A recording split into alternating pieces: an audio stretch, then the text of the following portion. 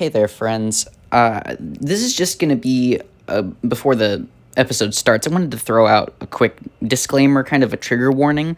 Not a lot of our episodes are going to have trigger warnings, but in this episode, because of the episode of Death Parade that we are talking about today, themes like suicide and abuse do come up, and we talk about at least suicide quite a bit in this episode. And so if you're the type of person or if something in your past makes it so that those kinds of discussions bring up thoughts and feelings that you don't want to deal with right now, I would suggest skipping this episode, but that's up to you. I just wanted to give you the opportunity to switch it off if you think it's going to cause you to stumble.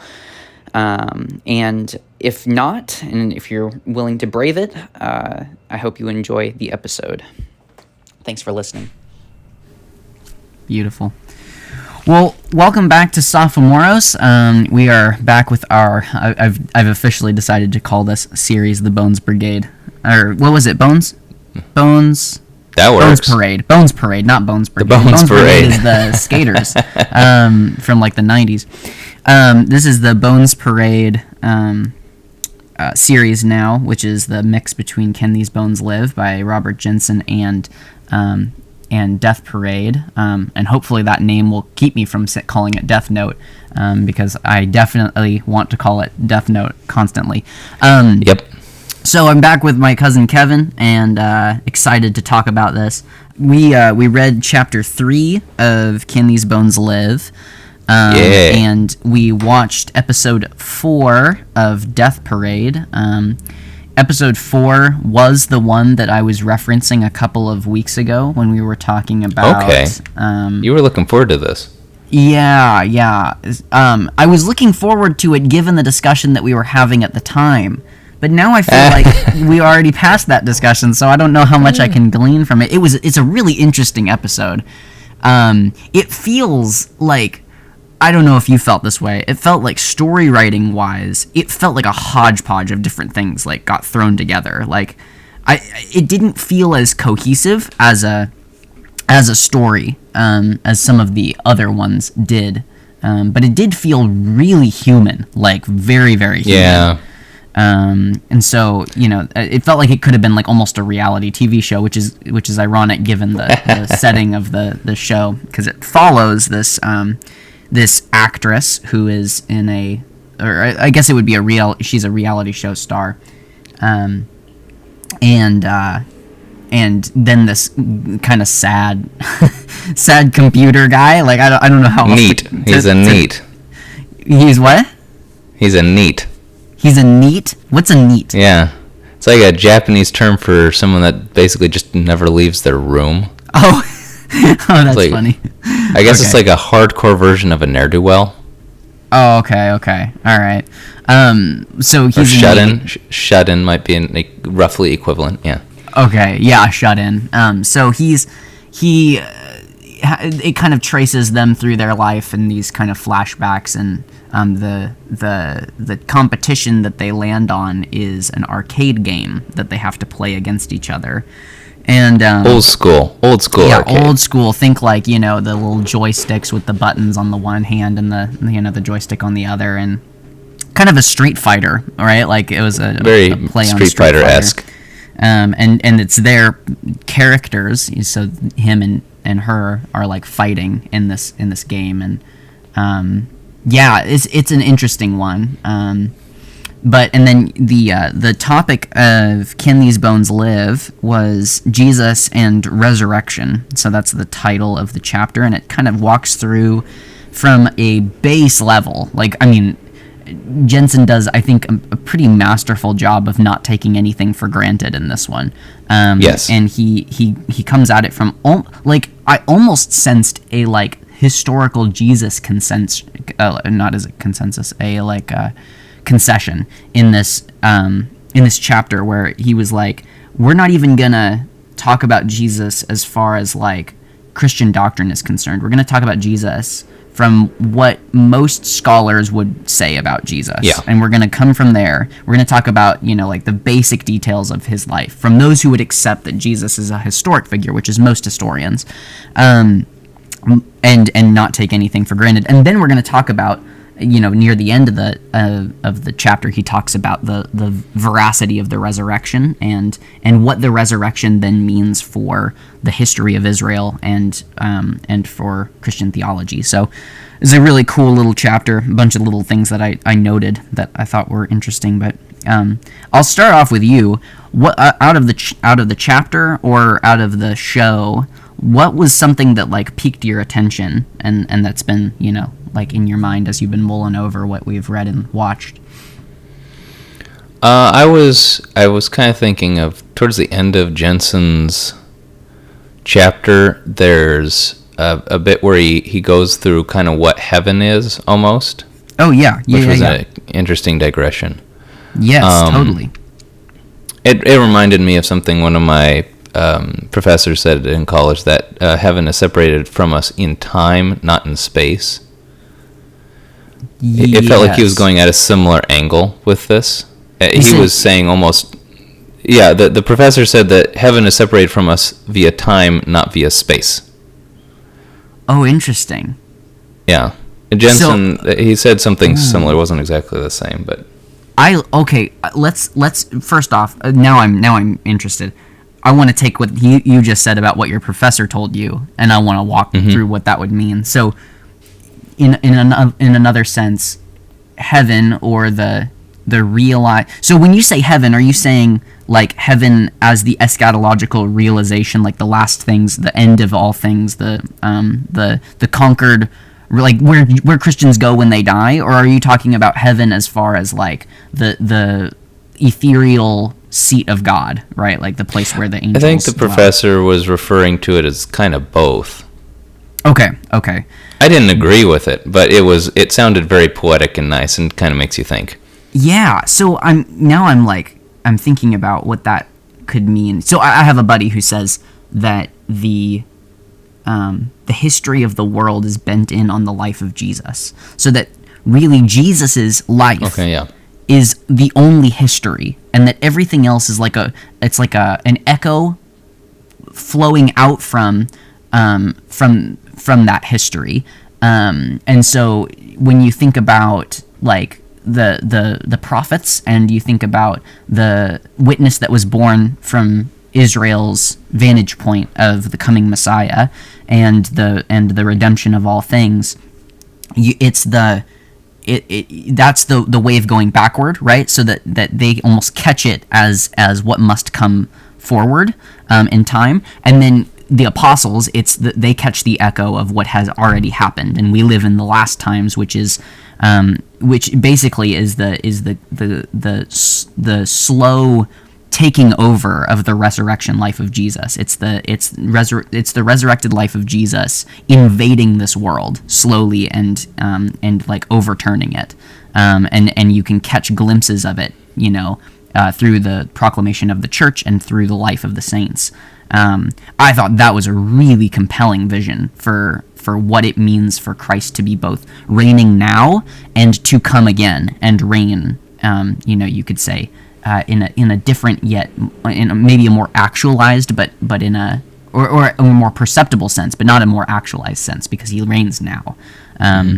So, anyways, but yeah, so I underlined from that little section where it says. It's at the very end of the second to last paragraph. So I'll read from the top just so they have some context for what he says. Theology was compelled to a decided, fundamental rethinking of God's place within creation by the Copernican system. And there are two sides of the rethinking. One is to conceive heaven not spatially but temporally. Heaven is that future toward which God aims, the kingdom of God. Heaven is that future toward which God wills to bring his people insofar as Jesus is already present with God. So spatially, where is heaven? I answer wherever God is. To say that God points to a future is not to say that he is lacking something and trying to catch up with it. The future towards which God points is always already present with him, and heaven is that future to which he wills to bring his people insofar as it is already present with him. So the Christian creed says ascended into heaven and sits at the right hand of the Father, right? Speaking of Jesus. And that last line I highlighted that is to say, heaven is the right hand of the Father. Heaven is wherever God's power extends. When God comes to us, he comes from where he wants to bring us, and that from is heaven. So specifically of that last line, what do you think about the idea that whatever is present to God is what he wills to bring into presence with us, and that is to some degree the essence of heaven? I feel like almost I'd like to in my own mind I kind of like to make maybe more of a distinction of one is heavenly and something else is heaven. I still think of heaven as like almost more like a place. Okay. And what he's describing here is more like a heavenly existence, sort of what the church is to be on earth. Yes. Yes. Yeah. This is my hesitation. The looking forward to. Yeah. Whereas this makes that feel like that is also itself heaven, the place. And so I'm not sure I'm sold on the wording, but I do love the imagery. And I don't. I think the heart is right, even if the literal looking at it may not be. Yeah, I do think it you could say it downplays severely the notion of kind of the you could almost say like the binary of heaven and earth, right? Where heaven now is like some sort of it's almost like a moralistic or not even moralistic, but it's just a better form of earth, right? And that doesn't strike me as true. I think whatever the coming of heaven is it's specifically the rejoining of heaven and earth. So it's not that they are not distinct from one another, but that earth has, to some degree, you could say, it has shirked the rule of heaven, right? So it's specifically in humanity. Humanity has it was guided from above in the beginning and is no longer guided, so that there's no more or let's say there's no ability for humanity to engage with the heavenly anymore, because it's basically ripped away that rule that the heavenly once had. And the only way that the earth can relate to the heavenly is by being under it, right? Literally. Yeah. And as according to like obedience and structures of hierarchy, right? The heavens must be that which is brought down to earth. Earth cannot be projected up into heaven, right? So, and I think that when it talks about the kingdom of God, it is literally talking about when heaven becomes king over earth again, when the place where God rules and reigns, the place where God sits, right, is established again as the head over creation and over specifically the earth which is created. What do you think about that? Yeah, I think that's pretty much it. I mean, it's God doesn't exist within time, but he also does. And time is something he created. And so he chooses to use time to his own end.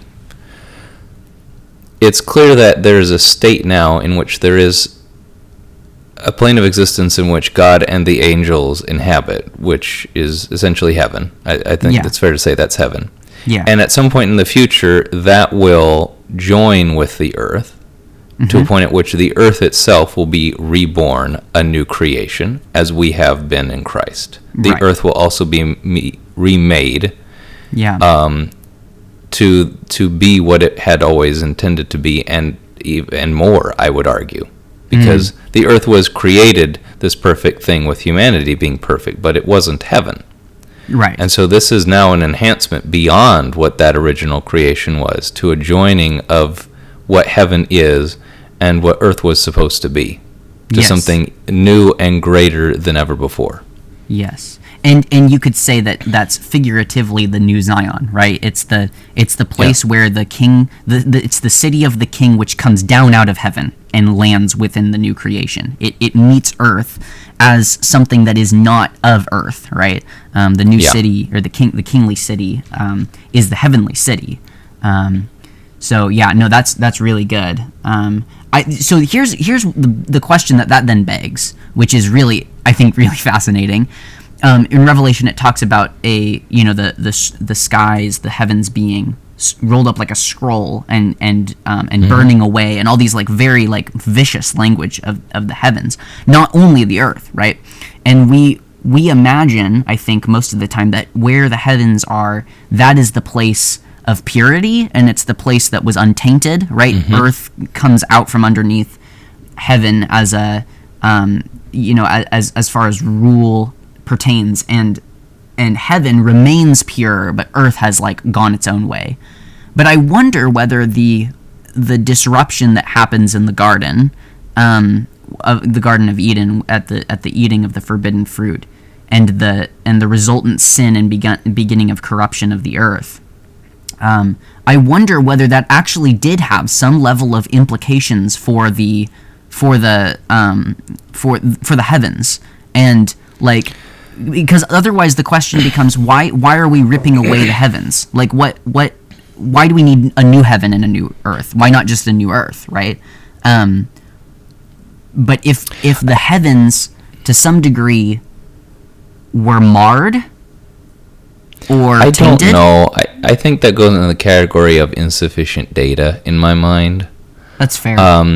We know that at the very least, according to Job the book, not the person, Sure. Satan somehow exists in heaven from time to time, having conversations with God. Whether that's the ideal form as it should be or not, I don't know. That's literally beyond even a concept of above my pay grade.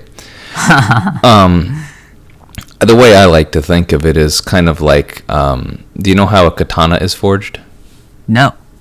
Oh, so, it's like the wrapping of the metal over and over again. Yeah. A katana is much sharper than traditional Western blades, using an inferior metal. It actually has more like particulate stuff that isn't pure steel than Western metal does. But it's a much sharper edge, and the reason for that is it's a folding process in which they hammer it to a point, and then they reheat it, and they refold the metal over itself, over and over and over again. And it's that process of reforging repeatedly, as well as the hammering and the heating and the cooling, that creates the sharpest blade known to exist. I think of it as a similar thing of, you have this essentially composite material of earth and of heaven, and they are being reforged by God into something greater than what they were apart. Ooh, and that process is extremely painful and hot. And involves a lot of hammering and banging and the complete destruction almost of what was once there. But once complete is something so much more than what could have been. And I think God does this in our lives, right, with sin as well, that he works out the bad for the good to those who love him and are called according to his purpose. I think it's essentially that, but on a... shall we say, a galactic scale. Sure. A multi-world scale of taking the sin of not just humanity, but whatever the heck is that caused there to be angels and demons instead of just angels. It's taking both of those non-godly things and reforging them into something new that is purely heavenly and godly and more beautiful than anything that's come before. And does that mean things could have been better without sin? Yes, but does that mean God's going to take that and now create something new that's even better? Also, yes. Yeah. So there it is. That's really good. That's really good, and I think the it follows the same. Oh, what would you say? The same mechanical, or maybe the same story arc as is presented to us in. Oh goodness, is it Romans 5? I think it's Romans 5, where it talks about how the through one man came through one man sin entered the world, and through sin death. And so everybody, death entered the world by the one man, but how much more will the grace abound, right? Like the through the one man, Jesus Christ. It's the gift being greater than the sin, right? So the sin is acknowledged and not played down, right? Adam's sin is not played down, but it's overcome and outplayed by good, which is, I think, so when you're saying there, the original blueprints, you could say, for heaven and earth were good, right? And had their rooting in what God desired. But the fall and the resultant corruption and the separation of heaven and earth and the disjointing there were much, you almost could say it was much graver than the garden was good. But now God is coming about to bring about something much greater than the garden, which is the recapitulation of all things in the new Zion, which is so okay. Yeah, I really like that as a vision for this. And something that I think kind of ties into not just this, but the chapter as a whole, which he kind of talks about, but maybe doesn't put it quite this way, is sin or physical death of the body is inherently unnatural. We think of it as natural because everything we see around us dies, but it's not actually the natural state. It's not what God had intended to happen. It's an unnatural state brought about by human sin. Yes. And that's why even Jesus felt loss at the death of Lazarus. Why we feel loss when someone dies, because it is actually something that isn't supposed to happen, and yet still does. Yeah. So it's I think an important aspect. And of course, we're talking the physical death of the body, but because there's also a different sort of spiritual death or life that is separate, but something to keep in mind. Even that physical death of the body is not intended. Yeah, and I think so.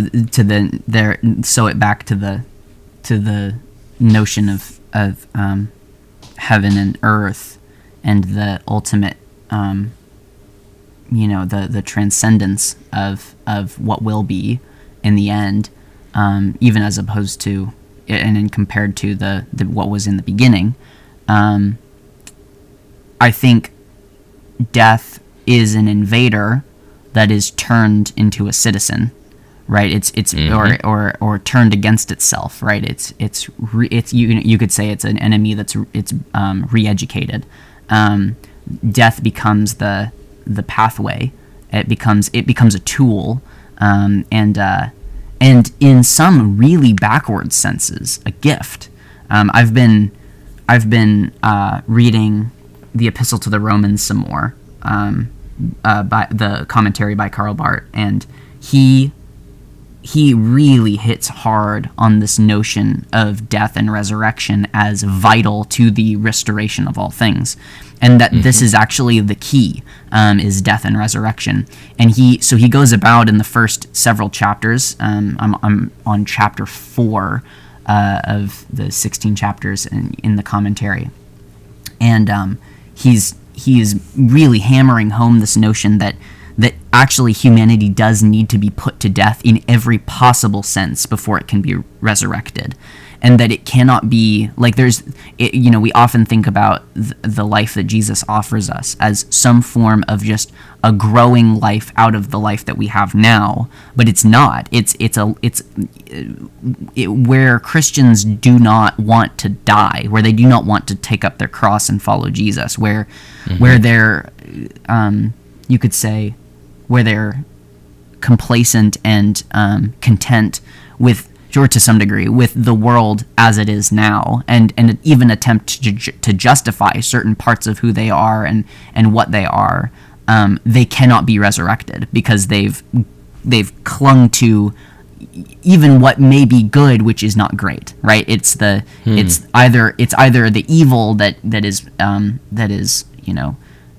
blocking the good, or it is the good that is blocking the great. But it's, in all senses, it needs to be dispensed with, and the heart of idolatry is clinging to something in this world that we think would be good enough, right, for us, and we don't need the full rejection of crucifixion, the full destruction of who we are now, and abandonment of Adam, right, and once Adam is truly abandoned, then we can be resurrected, right? Once Adam is truly negated in every sense, then we can be resurrected, and then there can be life. But that life will feel like death, because it is the putting off of this old man, right?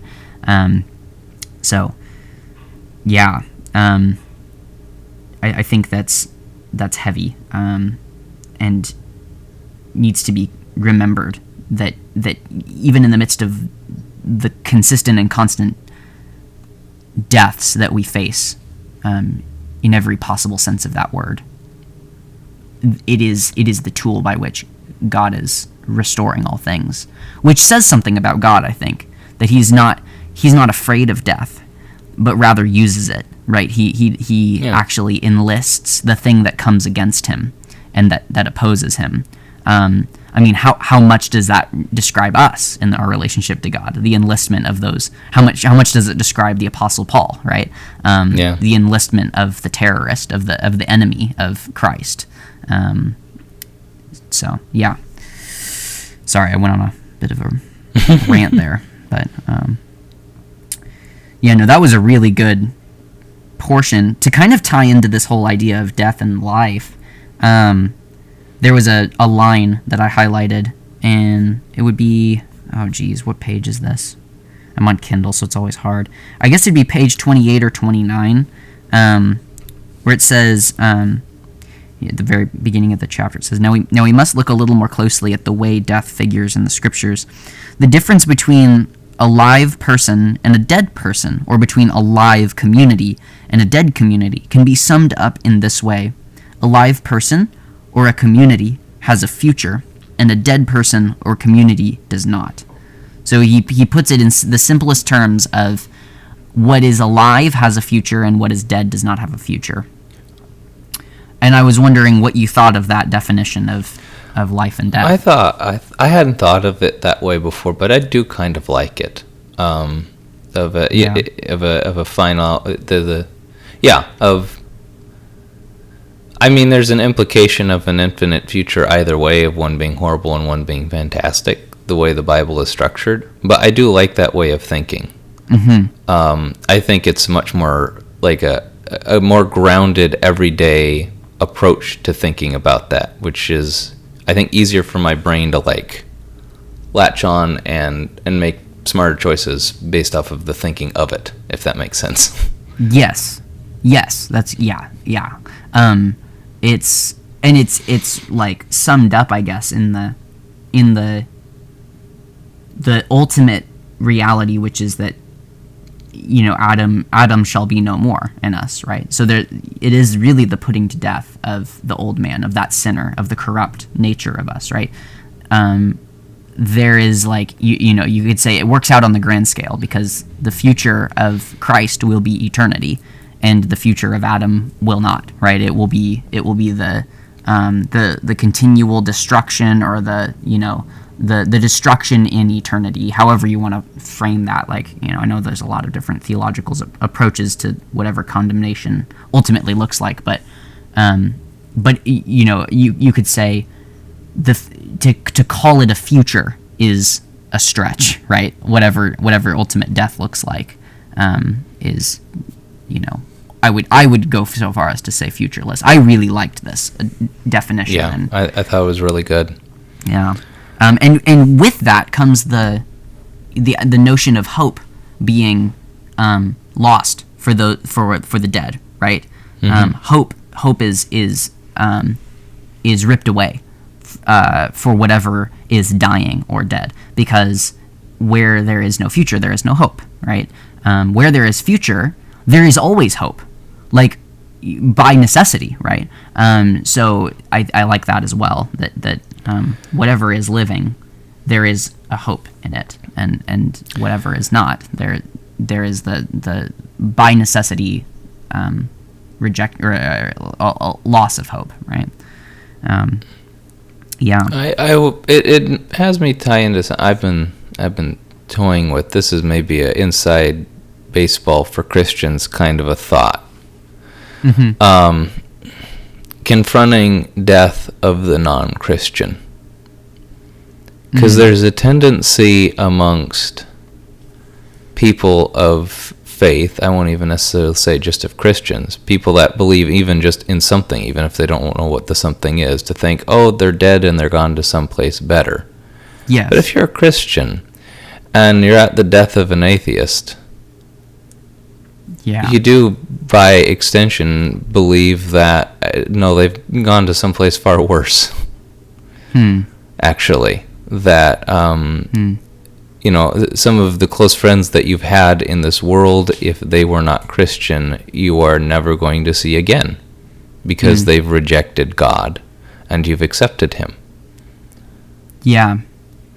I think my take on this, and this kind of gets into the topic of eschatology a little bit, but I believe that that all men, regardless of whether or not they believed or did not believe, will be resurrected. I think that is where judgment will come.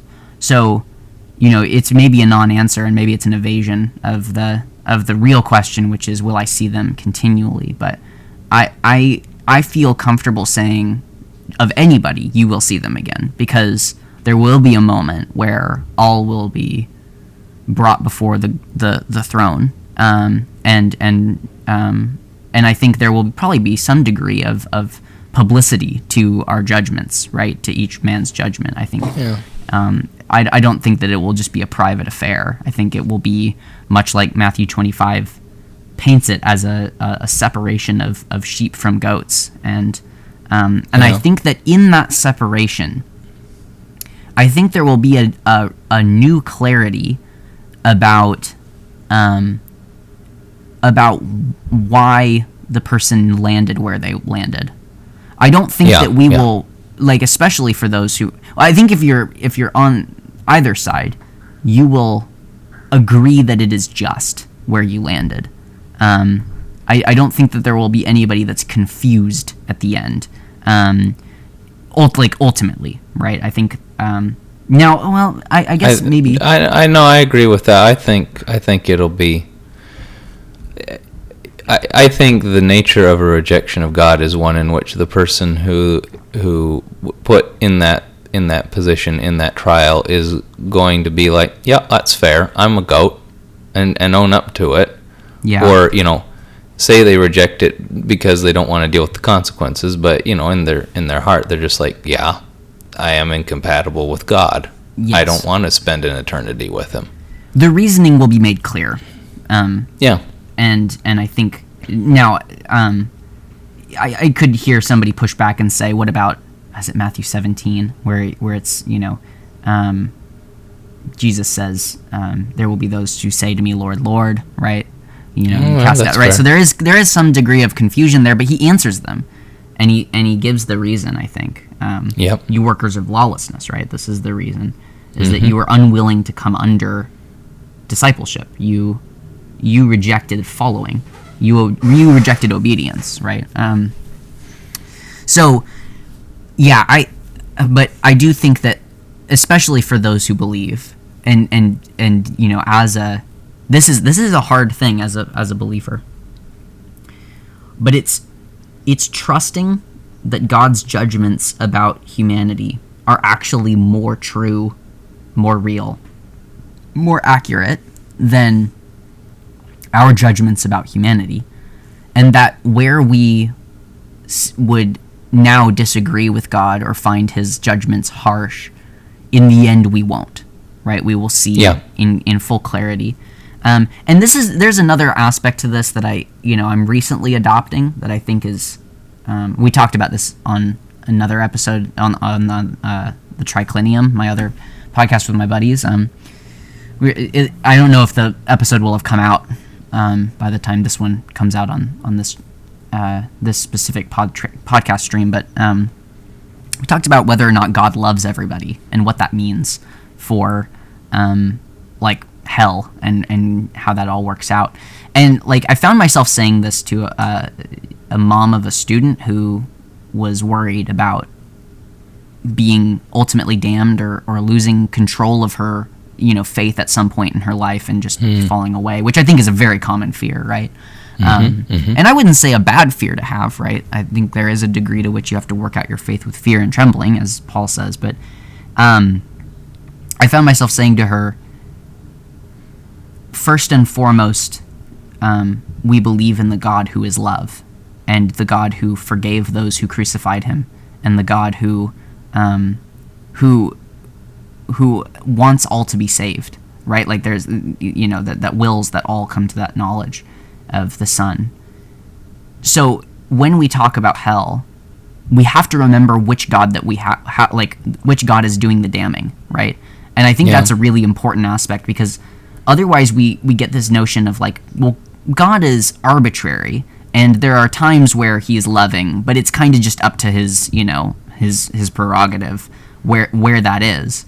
And I think we can lose sight of the true revelation of God in Christ, and the desperate love that God has shown creation, right? The Hosea-like God that chases down Israel. Like we start to think of him as some sort of like a God in an ivory tower that's got his scepter out and is rejecting all of those who are even a little bit wrong, right? And I think that's too far. But even if it is, and here's maybe the part that I would get pushback on, and I understand, because there's a part of me that pushes back against it as well, but I do think it's true. What it means that even damnation is loving, because God cannot act against himself, right? So if God is love, as 1 John says, if he is love, then even damnation is an act of love.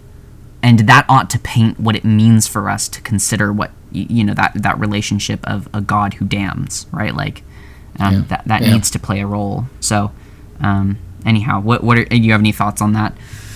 No, that's pretty much where I'm at, I think, yeah. Good deal. Let's move over to, I want to make sure that we talk about Bones. Yeah. Death Parade. Death Parade. See, now I'm going to start calling it Bones Parade. I want to talk about that a little bit. So, what do you think the point of this episode was? Like, if you could sum up the point of the episode, what was it trying to say? Know. Yeah, that was one of the more confusing bits of this, wasn't it? I mean, most of these episodes don't really have a conclusion per se, or at least a satisfying one. Yeah. Let's see. My recollection is the chap went up and the lady went down, which is interesting. Yeah. It's certainly, there could be an element of, I don't know if in Japan there's a stigma against suicide from a moral standpoint like there is in the West. I would think probably. That's generally that's sort of a universal stigma. Yeah. But you could make an argument that this is almost a statement saying that if you're going to weigh the morality of horrible things, killing yourself isn't as bad as, I guess, disengagement with your kids. It's kind of hard. There's like one brief snippet you see of the lady's life where she's basically just ignoring her kids and they really can't stand her, and then it's also kind of implied indirectly by the fact that like the ultimate, which is her kids coming out, does basically no damage, right? Yeah. Like that. I guess you could say the weight or the decision of the arbiter in this one was basically, how much did the people in your own life love you? Yeah. Right? Like, that's the guy who goes up, he commits suicide, but like he had a even though he'd never acknowledged that she was his mother, he had a loving mother. Yeah. That really cared about him. Yeah. And in the end, he cares about her too. But here's the thing, is he doesn't, like, I would say there's a parallelism that's drawn between the two of them at the very last scene where where she is, like, losing her mind, and Deckham, the arbiter, is, like, embraces both of them. And he does. You know, and says this thing that, like, is chilling. He just said, no matter what, you did the best you could. Yeah. And then damns her. And it's like, what does that even mean then? Like, what does it mean that somebody did their best and then you still damn them, right?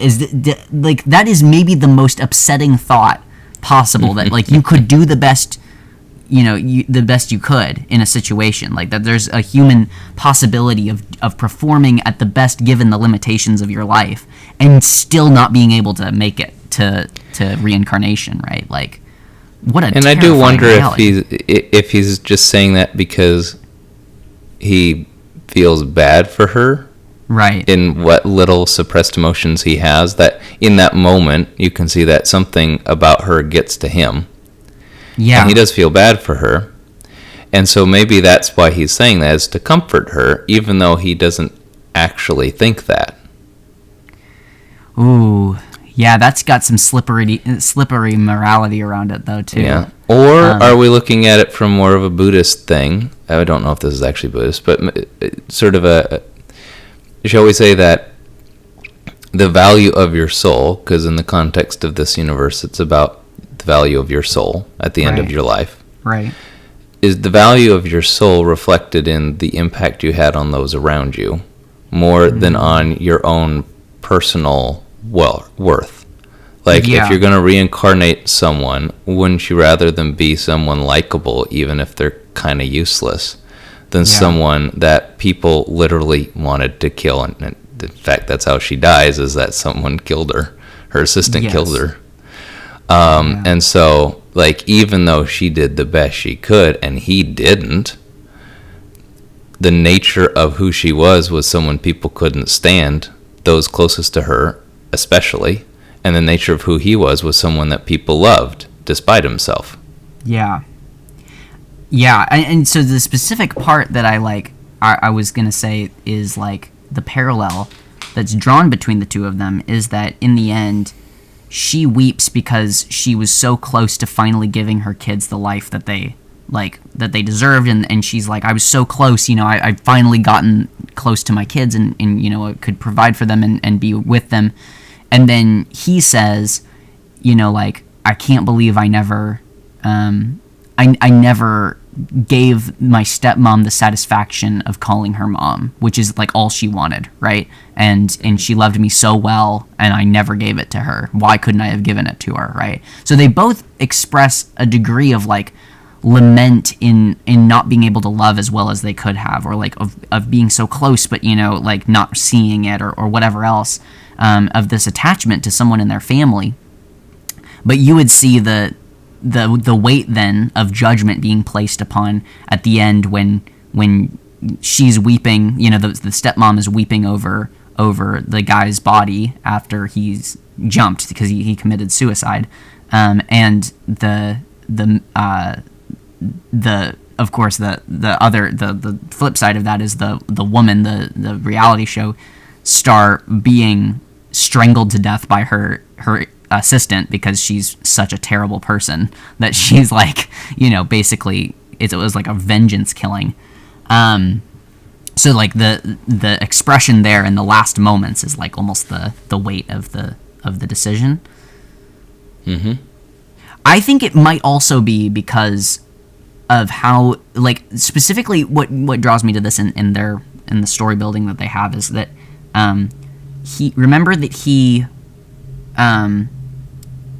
he like causes, he basically cheats, he rigs the game so that the guy loses or gets close to losing in one of the things. He pops the little joystick thing off so that the guy is, like, you know, flustered. and he doesn't respond. The guy just keeps fighting, and he's noble, right? Whereas in the end of the last game, and I hope this isn't too big of a spoiler. If you haven't watched it, you have to go watch it. Like, we're not going to just not talk about it, right? Because you haven't watched it. Same with the book. This is your warning. But she goes over, and I can't remember exactly what happens before this. Is she just losing, and she just gets overwhelmed? But she basically just starts bashing his head into the TV, like just over and over again. She goes around to the other side of the arcade game and just starts beating his head into the glass. And I feel like that was the moment where you realize that she's at all. Yeah, she's a total monster. Like, she can say whatever she wants, but yeah. My give me just 1 second. My AirPod just cut out.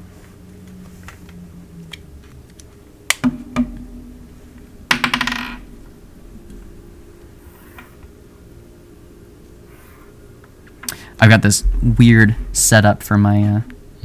Oh, can you hear me? I've never stopped hearing you, but I don't think it switched back to the AirPod. Okay, there we go. I got it. Okay, sorry, I'm working on with this new audio setup, and I was like, oh shoot, it just died. So, I do think that the weight might be placed there a little bit, especially because he's talking to the gal who's like becoming an arbiter or whatever her role is in the show. It's kind of unclear until the end, I think. But he tells her, like, she's upset about him rigging the game, and about the arbiter rigging the game, and she says to him, like, what are you doing? You're playing dirty with them, right? And he says, I need to reveal the soul, right? Like, and so he's like, he's taking a step to show the depravity that's really down deep, and he shows none of it, and she shows all of it, right? Even with him not cheating with her, right? I think he shows his depravity. He doesn't resist at all. He wants to die. Oh, He's interesting. Letting her kill him.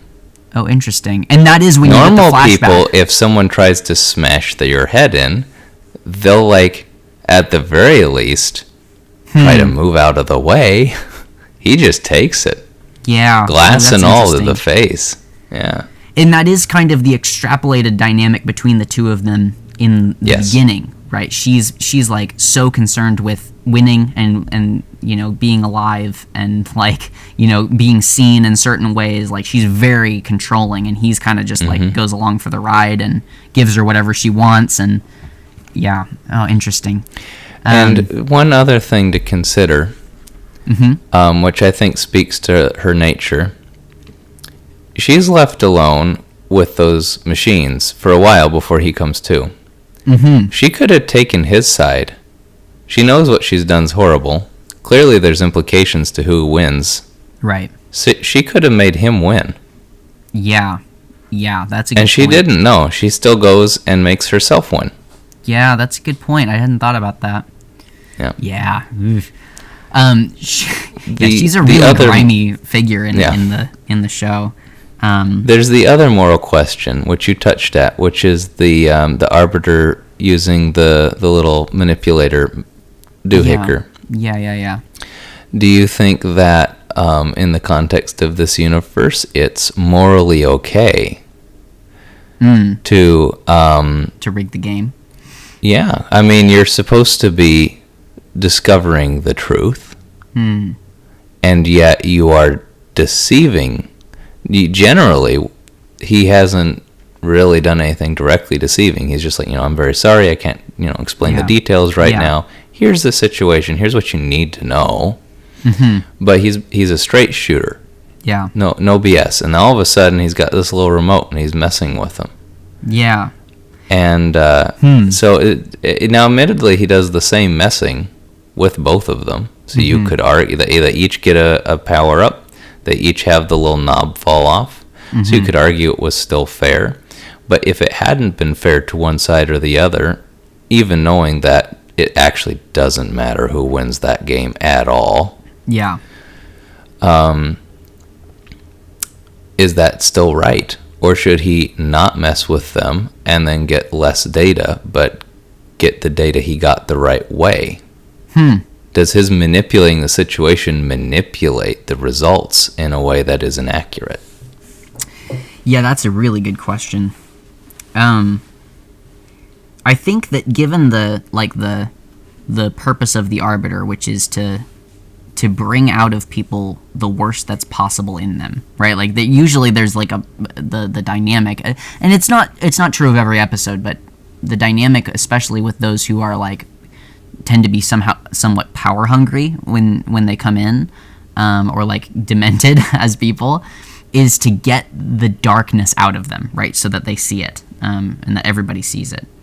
So I think in that sense, it's almost like God testing us, where, like, is it ethical for God to allow Satan to tempt his creation?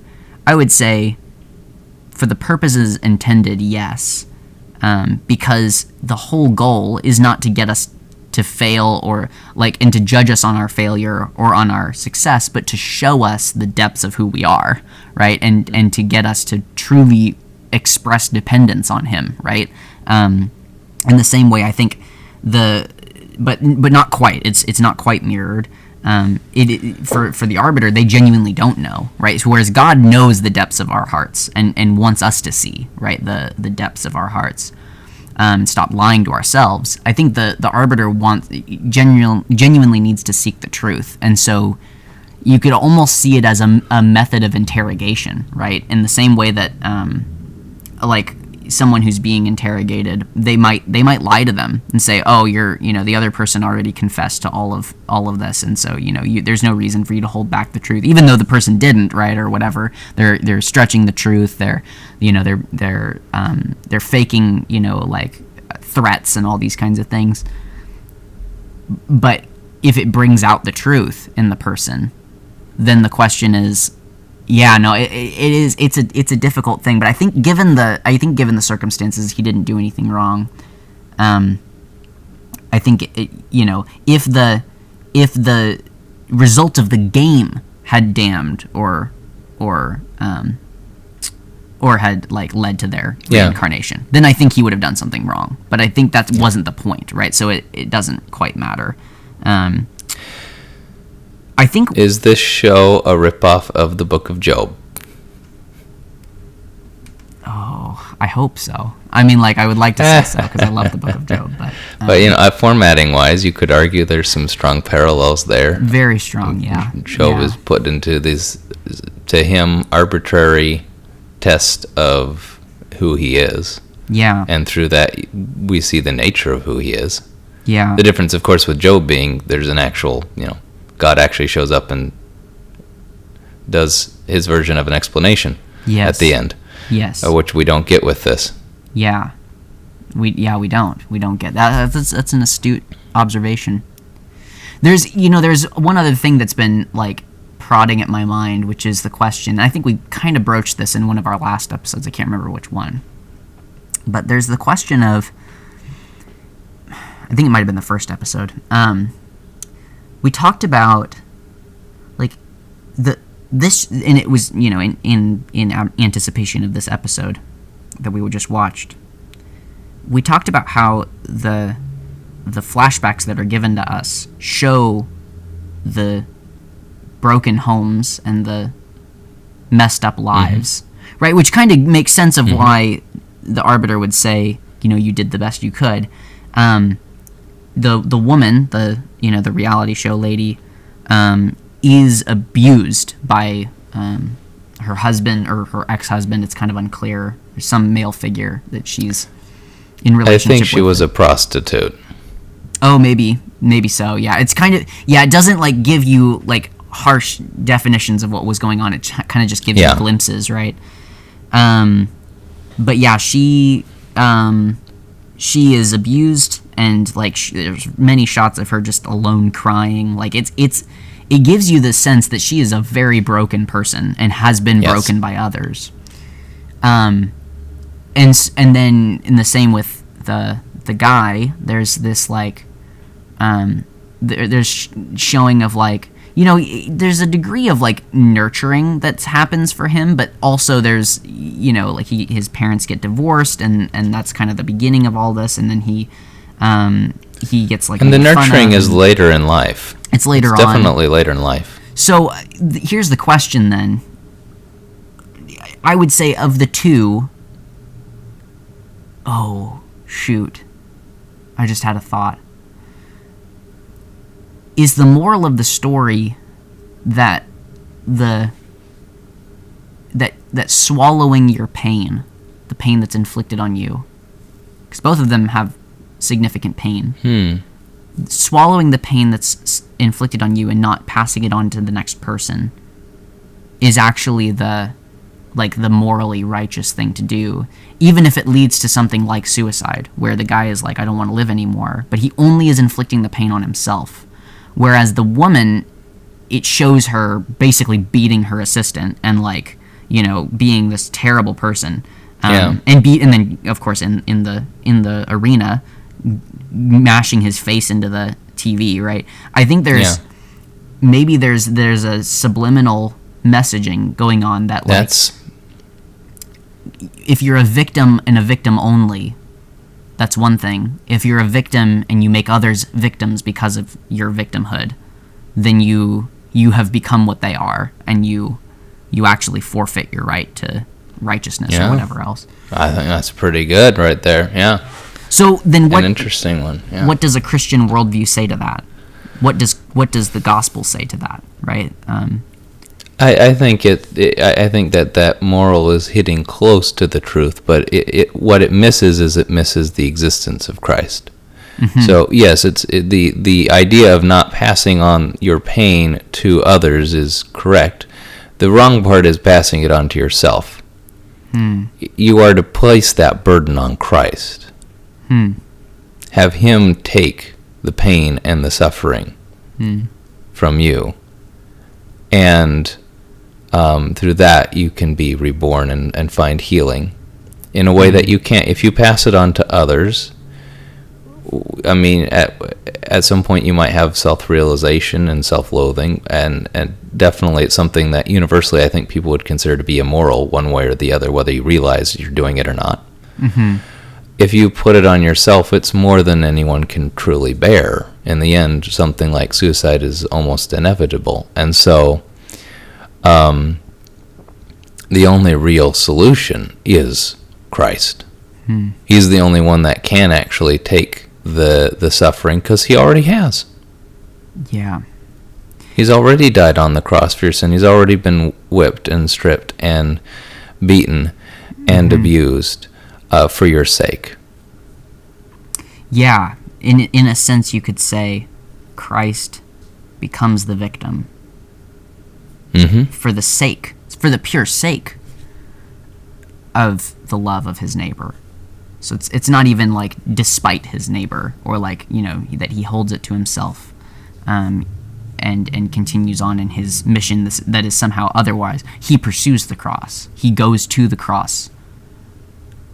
Christ is incredible, because not only could He, because He can take on the burdens which we can't even handle ourselves, and He can do it for all of us, which is incredible. Yeah. There's a sense of in the act of suicide, there's a sense that you've taken judgment into your own hands. Even though you're not judging anyone else, you've judged your own life as worthless. And so maybe part of this is the relinquishing of judgment into the hands of the judge, the true judge. There you go. But I'm sensitive to the rhetoric around suicide in the church, because I think we don't have a really clear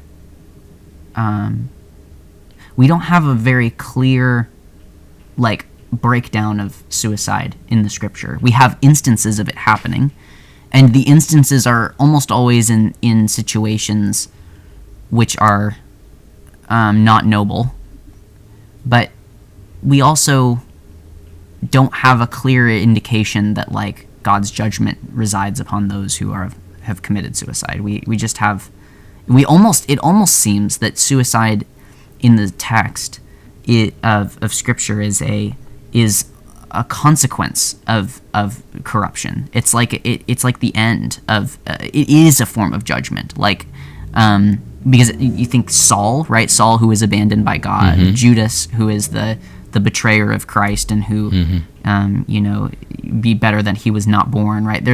I think there's a lot of aim towards that, but again, I want to be careful because I don't want to overstate the case, and I think the church has often overstated the case in fear, right? Like in fear that people will think, if I can be justified in suicide, that I'll do it. I think there needs to be some pushback on suicide, obviously, and for any of you who are listening, who may be suffering from suicidal ideation, which is very common in our current age and generation, I would say one of the things that you need to consider the most in your faith life is whether or not you are living in the prescribed hope for you, whether or not you genuinely do anticipate a future for yourself, and this gets back to the idea of what is a living and what is dead.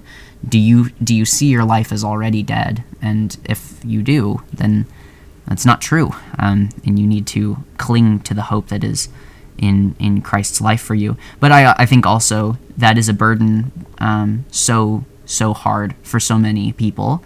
It feels a lot like people saying, like, just don't be anxious. God hates when you're anxious, so just don't be anxious. It's like, well, how does that work? There are physiological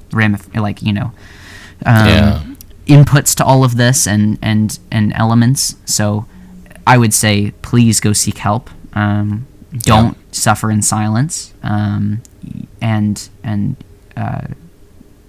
reach out to those who might be able to help alleviate the burden a little bit for you, because life, even though it is filled with suffering, is redeemed in Christ and is worth living.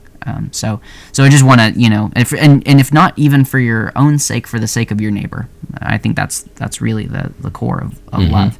Because even Paul says that, I would much rather go to be with Christ. I do not know whether it is better to remain or to go, which almost sounds like a suicidal approach. But he says, for your sake. He says, for your sake, I will remain in the body. So, this is a tough episode. That's the thing. I think if you think about that,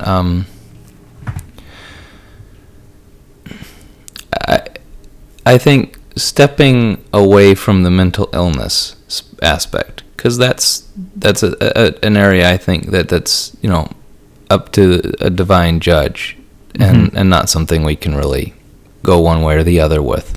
Yeah. For someone who is sound of mind, I think it becomes increasingly difficult in the mind to feel like suicide will succeed in doing anything as you deepen your relationship with Christ. Yeah. Because if all it's doing is ending the physical body, and I continue on to be with God, it hasn't really done much. I'm still alive. Yeah. Suicide doesn't succeed in killing a Christian. So it's kind of pointless from that perspective. Now, obviously, Christians, even today, undergo immense pain and suffering for the sake of their faith at the hands of others. And so in that context, suicide, then the end of the body takes on a different light. And I don't want to even go into whether then it becomes justified or not, because I don't know. I'm not God. Yeah. But for, those of us living, shall we say, a more privileged existence, especially in the West, the more deeper understanding of the totality of what it is to be living in Christ for eternity sort of lends the whole suicide thing just not really useful. Yeah. To put it in any other term. Yeah. But it, like you said, it does end up being in that sort of, well, then just stop feeling bad. Well, that doesn't always work. No. No. And it's infuriating to hear that sort of thing. Mm-hmm. As someone who suffers with anxiety, like those kinds of messages is just like completely unhelpful. I can't tell myself to stop feeling something. It just doesn't work. There was a point in university where I was deeply thinking about just tossing myself off of a very high structure we had at the university complex. Well, I'm standing at the very high structure. And the two things that kind of had me take a step back in the literal sense was what I just said before, and also envisioning what this guy did, the reaction of the people who love me in my life. And so I think there's another element of this, which is that on a certain level, the suicide of a Christian is, I think, a representation of a failing of the church body. It's not as much a failing of the individual as it is a failing of the church itself. And I think that as Christians, it's probably healthier for us to think of it in that way, which removes some of that weight, as it were, of the person.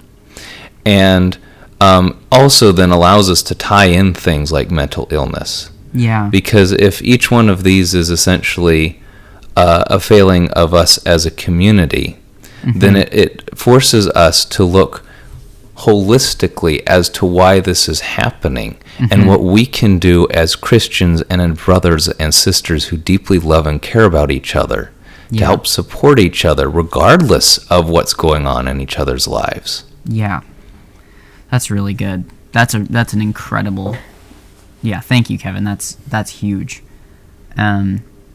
Shifting to a communitarian burden rather than a individual, almost a scapegoating, right? Because what ends up happening is, in order to maintain the rhetoric that suicide is bad and no one should do it, we basically we create implications of what suicide means that throw those who have committed suicide into suspicion and and make them suspect, right? It's like well, and of course the medieval church was so strong about this, right? It was like, if you commit suicide, you go straight to hell, and you're one of the worst, right? And for the person who, I don't know if it was the same level of despair that would have led to suicide. It probably was more of an honor thing back in those days, but think about being the family of the one suffering from this who decides to end their life, and you are now being told by the church that not only do you have to suffer this loss, but the means of the loss was enough to merit the worst of damnation. It's just that's what I'm, I guess, reacting against, is the desire to make people afraid of suicide by creating implications around it. God will be the judge, and we need to not be the judge. But I do think that suicide, as it's very clearly evident within human conception, no matter whether you're Christian or not, is a form of sickness. Suicidal ideation is a form of sickness and needs to be addressed as such. But I do think there's also a degree, and just I guess we're rabbit trailing a bit, but I think it's also worthwhile to mention that I think the high prevalence of suicide in America and the West is a coupling of hedonism and a lack of meaning. When life becomes all about, I just need to feel good, and I can't, there's no real grounded meaning. So there's all of the traditions and symbols and streams of meaning that we've come into contact with before in our lives, which were prevalent in other generations, really, but have not been come into contact with in this life because of the rejection of all of them. We stand in a very meaningless and nihilistic world, and most people don't act that out because nihilism is terrifying and doesn't seem to be true to us. So we look for meaning in the closest and most tangible form of meaning that we can express is just this utilitarian approach towards, like, it's just the most pleasure for the most people. That's what we'll call good.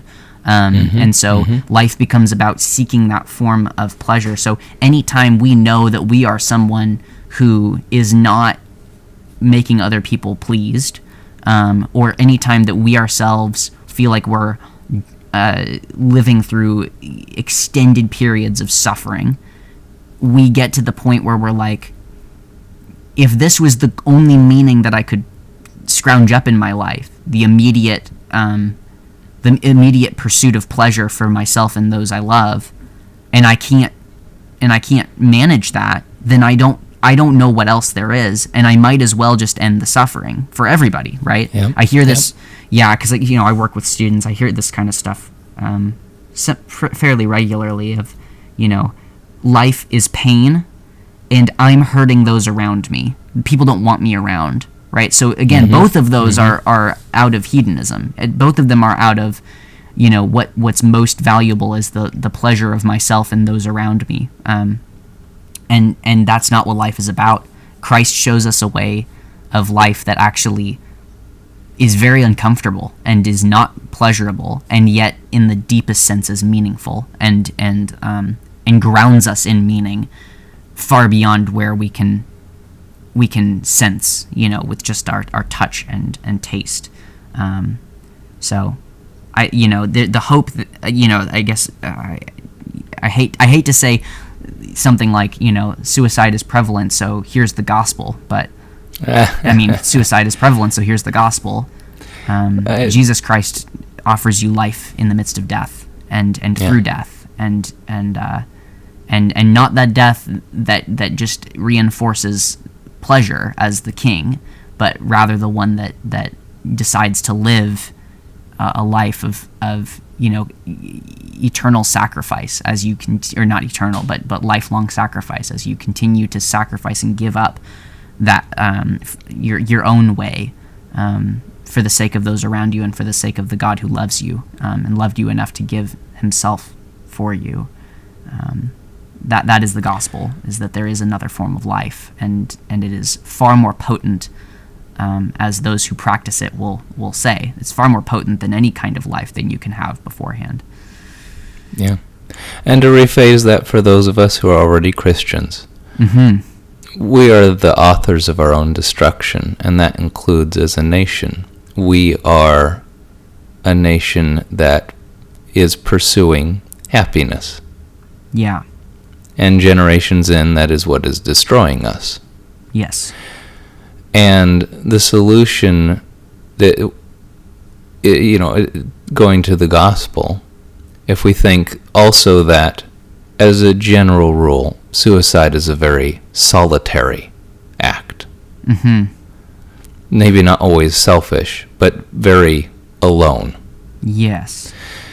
By its nature. Not wholly universally, but almost always. Yeah. Then the solution is community. The community we find in the church and in our brothers and sisters. Yeah. Sometimes that means we're leaning on that community, and sometimes that means we're providing that community. Yeah. But you cannot find that solution in the nation or its politics or its corporations. No. It will not suffice. No. It's found in Christ and in the church. Right.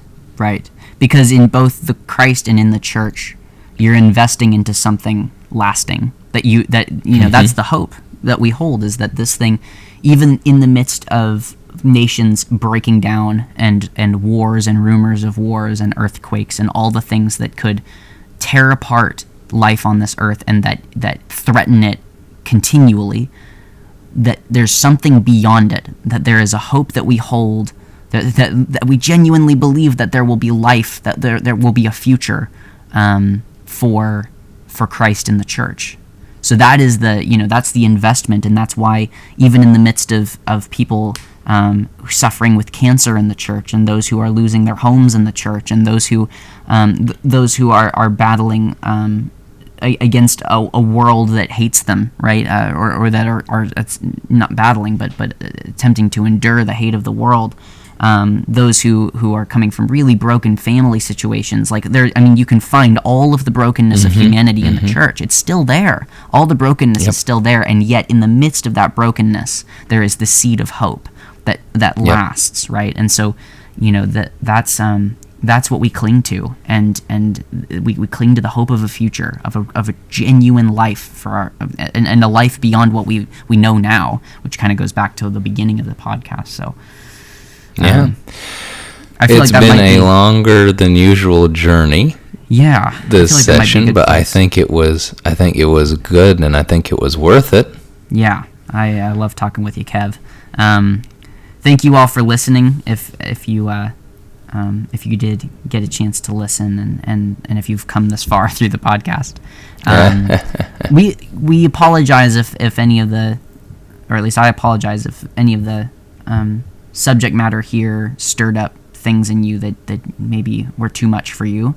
But I hope it doesn't. I hope that we've come to some form of closure here at the end, that won't allow negative thoughts to persist too far.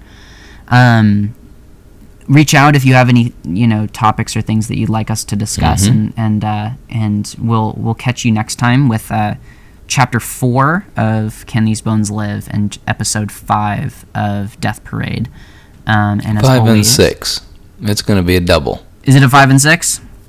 5 and 6. 5 and 6. All right, so we're going to watch 5 and 6. And we're going to read chapter 4 of Can These Bones Live, which is titled The Triune God, which is, this is exciting. It's going to be exciting. So, as always, thank you for listening, and may Christ be exalted. Boom, boom, boom, boom, boom. Yeah.